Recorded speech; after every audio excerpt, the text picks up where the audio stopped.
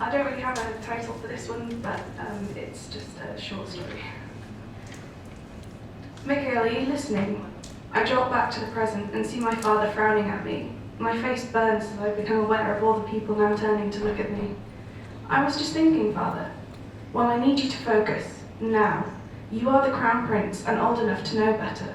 I will not have you ruining the peace talks tomorrow just because you are incapable of paying attention. I can feel my blush worsening as my father chastises me. I know that he's right, but it's almost impossible to sit still for hours on end as nobles and dignitaries politely bicker. Aldith shoots me a sympathetic look from the other side of the chamber, which is a little unfair considering she's the one who distracted me in the first place. Not that she needs to know that. Aldith is distracting. She's not doing it on purpose, but that almost makes it worse. Every time I see the candlelight reflected in her dark eyes, I am reminded of that night, of Aldith sitting alone by the campfire. How natural it was to wrap myself around her, to rest my head on her shoulder and feel her settle back against my chest, to simply exist as two souls without masks. Aldith has all her masks back in place now, her male disguise to avoid drawing attention as my bodyguard, the mask of the ignorant manservant so she can attend important meetings such as this, and worst of all, the mask hiding any and all feelings, even from me, especially from me. Usually by my side, I know she is only across from me in order to watch my blind spot. It's only under her watchful gaze that I can truly relax. I know I'm watching her like one of the lecherous old men who spend all day at court staring at the serving girls.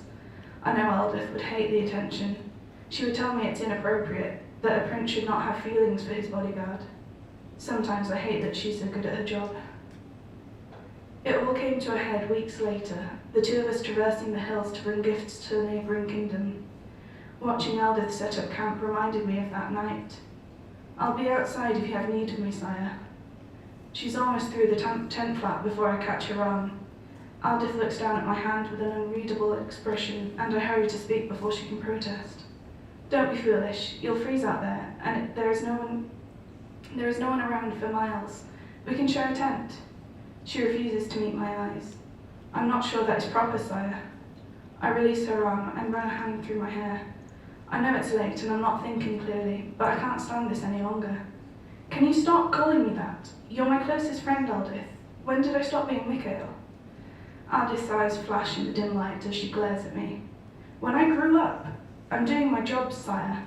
I cannot allow you to pursue this. I am protecting you. There is no way this ends happily. I don't care. I'm shouting now, and the volume surprises us both.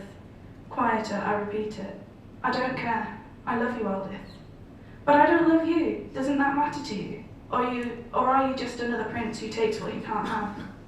Her words hurt, but I can hear the panic behind them. The desperation for me to drop this so we can return to normal. I can't. I'm not buying it. You care for me, I know you do. Of course I care, but not the way you do. I can't. You're betrothed. I'm just a servant. I'm crown prince. When I'm king, I can change things. Don't be so naive, Mikhail. Your marriage will bring peace to the kingdom. Refusal will be an insult. I will not allow you to start a war over me. Be sensible. I'm tired of being sensible, of being the perfect prince. I'm not suited for this, you know I'm not. I wish I were just some commoner. I wish I could live a humble life with you. You're acting like a selfish child. Good night, Your Highness. Aldith doesn't give me time to respond, just turns and strides away. I am left standing alone. I'm an idiot. I know she's right, and now I've driven her further away.